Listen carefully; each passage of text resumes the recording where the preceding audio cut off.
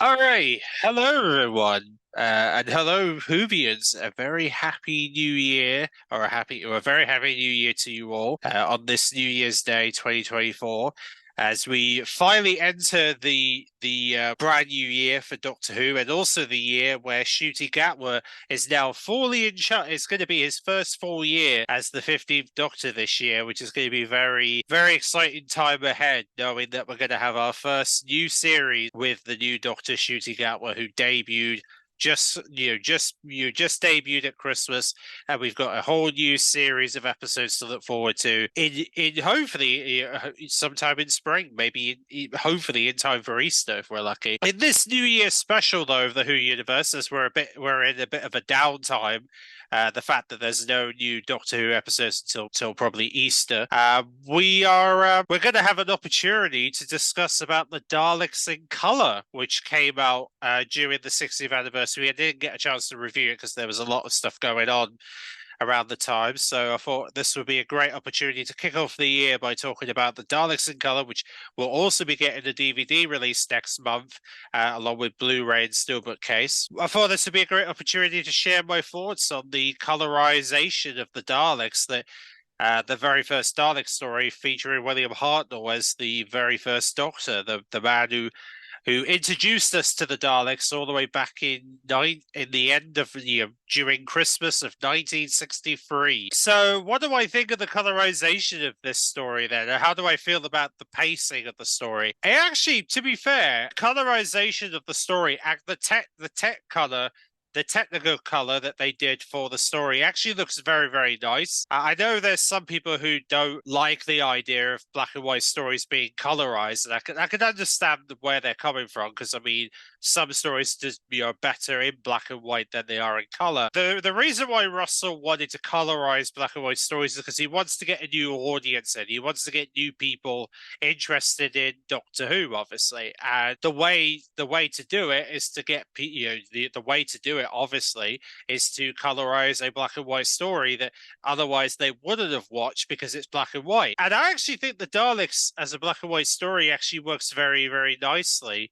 Especially as they're very popular enemies of Doctor Who, and obviously everybody knows what a Dalek is, and it looks really, really impressive. The colors look very, very sharp. It gives you some chance to see some details that you would otherwise wouldn't have seen in the 60s Doctor Who episodes, because obviously all of them were shot in black and white. But the fact that you can techno color them, the results like that just makes it, results like this with the image you're seeing really does show how beautiful it looked in color. And also the fact that it became like this 75-minute film and they kind of turned it into like a modern day, into the same pace as the modern Who. And it kind of, I know, there are some elements of classic Who fitting that works very quite well, even though it may have not been meant for that type of pace. It does kind of speed up some things where it kind of lacks, which is really nice. Also, the Daleks in color, always great to see the Daleks in a colorized format. Obviously, Ian, Barbara, great to see them in color. And also the fact that we get to see the TARDIS in a darker blue than what it is today, and it's just it's a very, like I say, it was a very fun, nice present for Doctor Who's birthday to get that colorized feel of the Daleks, and the fact that it became like a 75-minute blockbuster film. Well, it kind of felt like a film the way it was being presented, but it was very, very cool.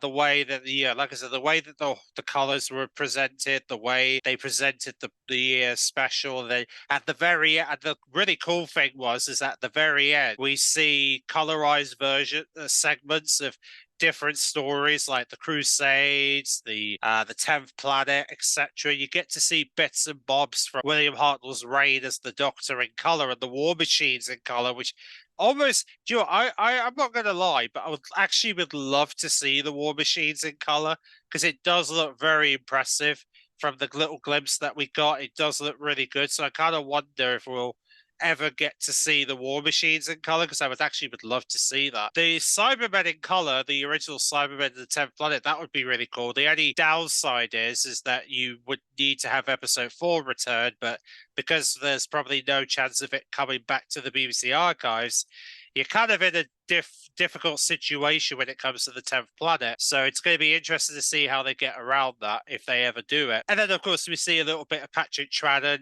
in color from the Tomb of the Cybermen, which I have a feeling they're probably thinking about doing Tomb of the Cybermen, considering they put a little tease about Troughton at the end.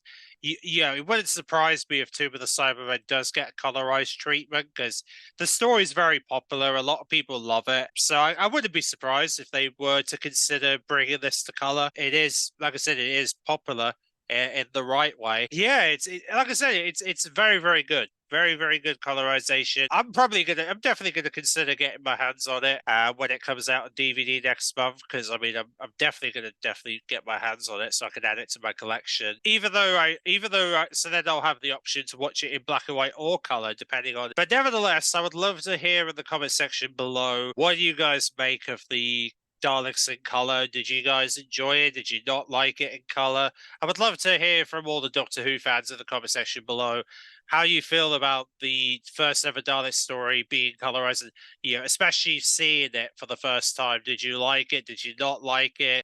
Because I mean, Russell's already said he's already got plans for one to happen later this year. So yeah, be interested to see what story he has in mind to get colorized in 2024. Heading into 2025 should be interesting, but nevertheless, we'll probably won't see it for a few months. But it'll be interesting to see what he's got in mind for that type of content and stuff. And so that's basically my thoughts on the Daleks in color. And of course, in terms of the upcoming reviews, I'm going to be doing a review of the Underwater Menace animation. So you'll get to see my thoughts on the animation of the Underwater Menace that came out back in November.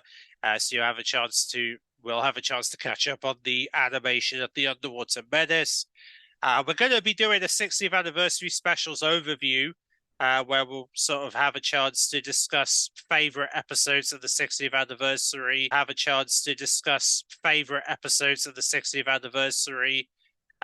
the anniversary specials with David Tennant, and which ones were popular, which ones weren't. And there will also be an opportunity to see a preview of Series 1 when we get closer to the broadcast. We'll be having previews of Ncuti's first series as the new Doctor, as the 50th, and there'll be an opportunity to also we'll also have some opportunities to also discuss about the about Doctor Who spin-offs, because we know there's going to be some more spin-offs at some point this year. We're meant to be getting some more spin-offs on the way in 2024. That's going to be it's going to certainly get us talking whilst we're waiting for the Christmas special later this year. So yeah, it's going to be interesting to see what specials are going to release in 2024, if any show up this year. With that said, thanks for watching, and again, a very happy new year. Hope everyone's having hopefully having a decent New Year's Day, whatever you guys are doing on this 1st of Jan. And this is the first day of many Who Universe episodes to come as we're in a whole new era of Doctor Who now, and hopefully there's going to be a lot of exciting developments happening as we head into the year. So see you then.